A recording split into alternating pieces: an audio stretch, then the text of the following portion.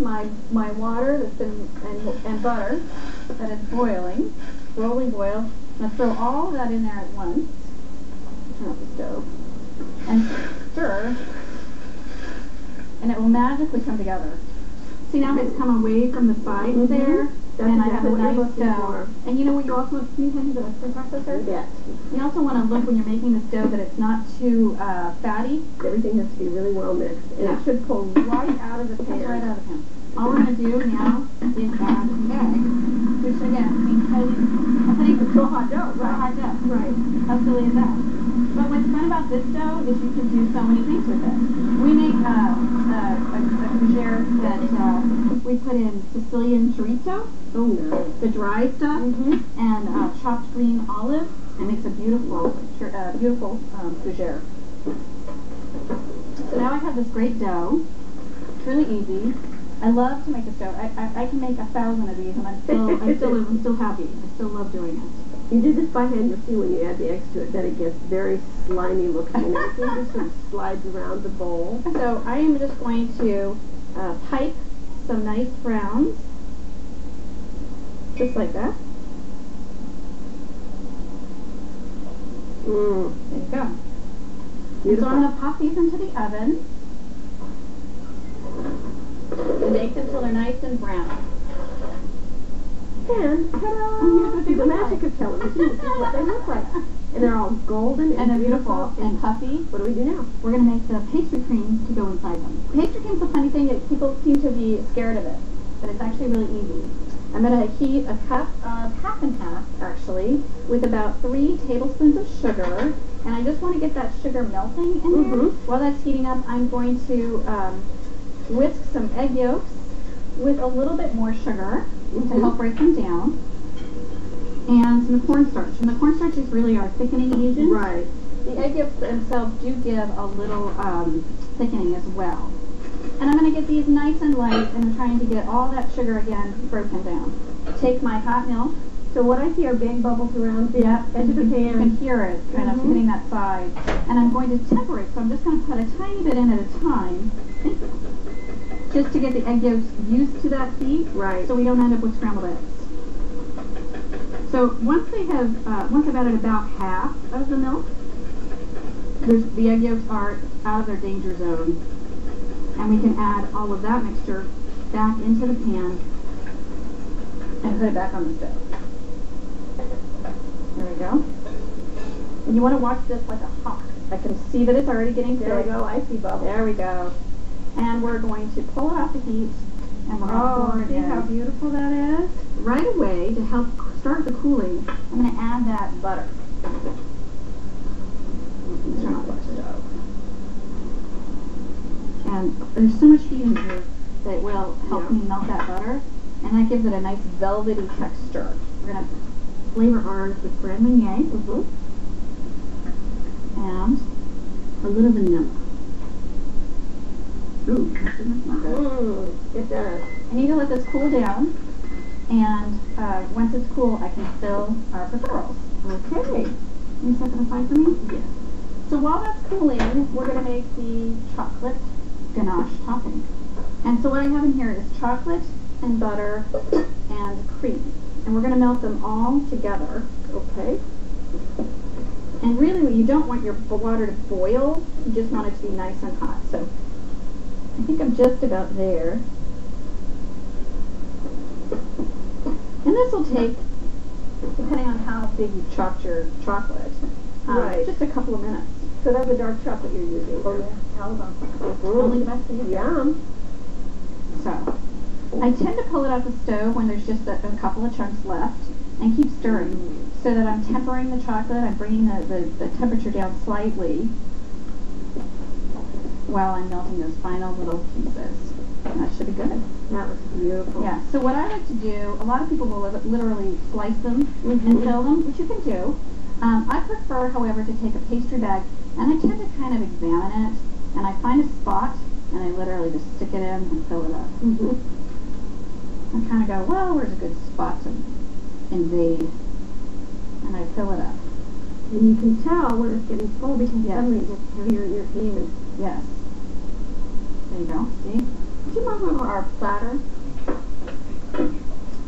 So what we're going to do, we're simply going to dip our chocolate in there, give it a twist, and down.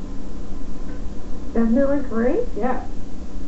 Yeah, I think that, you know, if you were to make these for your family, they'd be very impressed. And really, they're not hard. No, they're not hard. But I think they look impressive.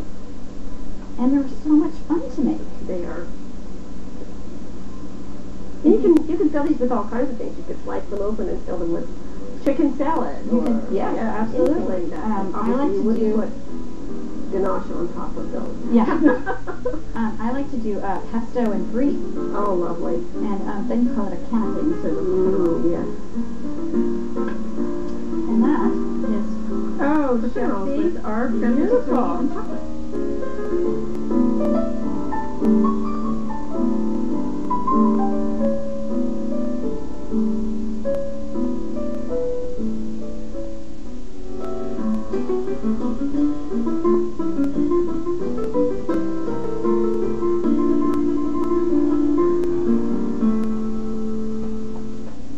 Ooh, yum. You've been watching Chef Shelby Sewell of Foods Catering and Acalia Events here in Seattle making some wonderful dishes that would be great for a holiday buffet, especially like the chicken in sour cherry sauce.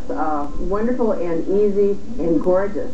You'll find that recipe and hundreds more in our brand new cookbook, KCTS9 Cooks for the Holidays, available only here at KCTS9, your public television station. So give us a call, 1-800-443-1999, and make a donation of $65 today, and the cookbook shall be yours. Really almost 600 recipes, fabulous, fabulous stuff, and I really can't praise it too highly. This is our biggest and best cookbook yet. The most recipes, and I think the most delicious. We're having a great show today. Wonderful, wonderful food. I hope you've been enjoying it, and I hope that you'll translate that enjoyment into some action right now. Go to the phone and give us a call, 1-800-443-1999, or go to the web at kcts9.org and make a donation to KCTS and get your own copy of this fabulous cookbook. You'll be able to use it year-round for any holiday or special occasion you choose. And something special that Shelby's segment reminded me of, on the DVD, you get all the cooks that you see today, plus more. Shelby made something that we didn't show on air today. It was Winter Anna, which was a very special version of Potatoes Anna, using potatoes, squash, and apples. That was just fabulous. That's only available here on the DVD. And there's a bonus when you get the DVD, too. It comes packed with a CD.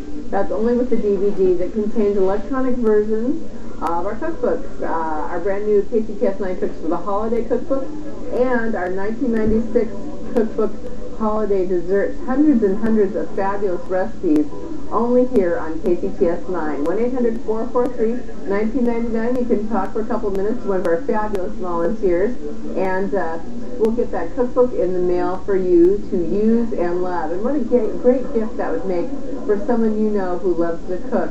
What I would do is pledge at the $100 level. You can get one of each cookbook and DVD. That way, whether it's paper or electronic, you're covered. I like to store all my best recipes on our computer, so that CD that comes packed with the DVD is really an extra bonus for me. And it doesn't take up quite as much room as the cookbook either, but holds hundreds and hundreds of recipes for you. 1-800-443-1999. You know, to make this show and this cookbook possible, it took hundreds of cooks from all over Washington and British Columbia and beyond in Canada to make this happen.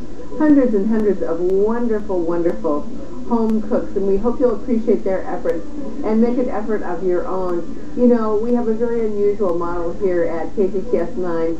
We are almost totally funded by individual support from viewers like you, and so when we come to you and ask for your support, it's very important that you do call, because not just the cooking shows are happening because of your support, but every show you enjoy on KCTS.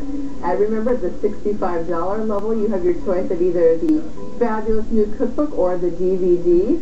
And at the $100 level, you can get one of each, the cookbook and the DVD. Whatever your choice, it's right for you today. give us a call, 1-800-443-1999, or go to the web at KCTS9.org and make your pledge. It's a great investment in your public television station and in the great programs you see every day here on KCTS. Just looking through the cookbook, the desserts, the main dishes, and there's special recipes in here for vegetarians, people with allergies. It's really a one-of-a-kind collection for a one-of-a-kind viewer like you who loves to cook. 1-800-443-1999. We wouldn't be here without you.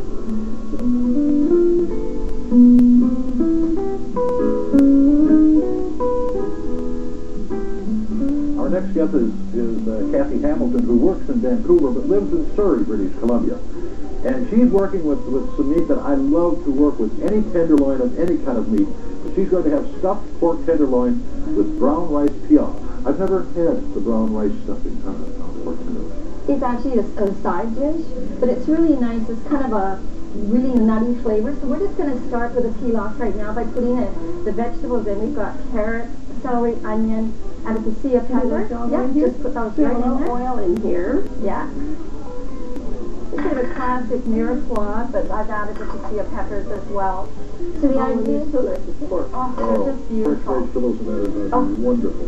So we're just going to saute that quickly, and I'm just going to start on the pork because I know Carol's going to be more than able to do that. I'm going to take the silver skin off. Now you can get your butcher to do this if you want, George. It's not that hard. It's not that hard to do. But this is a step that you want to be sure not to skip on, because if you don't take the silver skin out, your pork loin will curl up when you cook it. And then to stuff it, all I'm going to do is I'm just going to cut it like this, and then just butterfly it so that it's open really nicely. Uh-huh. So then this is, you know, when sometimes around the holidays you get really frustrated, you have high anxiety levels. This is a great dish to make those times because all you're going to do is just butterfly it like that. I'll put my knife down so I don't stab anything. And then you grab your mallet and you pound the heck out of it. I'm really not going to use all of this, but this is a great one. All of a sudden, no frustration left. But I'm not the Angry Housewives Club. Okay, I'm going to put that over to the side. I'm going to quickly wash my hands here. And I'm just going to start with the ingredients for the stuffing. Good. So I have a red onion, and I'm just going to very quickly julienne. Is there a reason to use a red onion? Does a red onion taste differently? It's a little stone flavor. A little bit sweeter. You know, Sometimes they can be a bit hot. Yeah. Yeah, sometimes if I was making a salsa, I would actually oxygenate them and just put them in a bit of water first. And then I'm going to take my beautiful papaya. Oh, that is Usually nice. I do, This is a ripe one versus a green one. yeah. Usually I cook with more local ingredients, but I wanted something a little bit more exotic sometimes for the holidays. But you could actually just adapt this recipe really easily and make it local ingredients like fresh apples and sage. Oh, yeah. Rather than for the papaya, and I'm going to use a little bit of cilantro. If you don't like cilantro, don't use cilantro. Just leave it out. Parsley. That's just one of those funny things, though. People either love it or they hate it. Yes, I found that to be very true. Yeah. I think I've only met one person in all the years I've been cooking that actually says, yeah, I could take it or leave it. Usually they hate it. You just want to make sure that you get all those seeds out. These seeds, actually they're used in some cuisines. I was going to ask, do they ever Asian use the cuisine. seeds? Yes, they do. Very peppery. Not something that I like. So once those vegetables are kind of cooked down, Carol, we can actually take them out, put them in a casserole, and then we're going to just quickly saute the rice as well. The reason I use brown rice is because everything's going to cook at the same time. It takes about 45 minutes to cook this entire meal. Everything goes in the oven, so you can sit down and have a drink before dinner. And I'm just going to julienne this as well. Leave a few seeds there, it's not going to hurt. You know, Kathy, if you pre-measure the things like you've done here, your time in the kitchen really is cut way, way down. Called mise en place. Everything in place. Kathy, would you like me to put the rice in here Yeah, now? please, Carol. Thank you so much. You want to toast this a bit? Yeah, you just want to toast it to develop those nutty flavors. Of course, This is an essential part of pilaf yeah, making. very definitely. If you skip that step, it's not pilaf. Oops, I missed a little bit of skin here. don't think I want to cut myself on camera. Let's take that right off. And then I'm just going to quickly chop my jalapeno peppers. It's funny, I was working with jalapeno peppers last night, and we went out for dinner, and we had some finger food, and I said, boy, this is really spicy. My husband said, it's not spicy, honey. Okay, it's the jalapenos that are still on my fingers.